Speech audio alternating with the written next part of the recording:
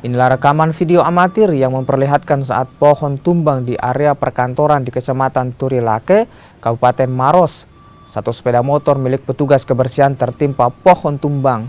Selain merusak sepeda motor, pohon tumbang juga merusak gazebo, lampu taman, dan juga menimpa kabel bertegangan tinggi hingga mengakibatkan pemadaman di 17 titik selama 6 jam. Pohon kapuk setinggi 20 meter ini diduga tumbang lantaran kondisi pohon yang sudah lapuk hingga terjadi patahan saat diterjang angin kencang. Ada suara dulu baru langsung tumbang turun, baru ini kabel kah? Menyala kabel Pak ya? Pak, memang itu pohon sudah tua atau bagaimana? Mungkin udah tua ini juga Pak. Besar memang pohonnya Pak ya? Besar ini pohonnya.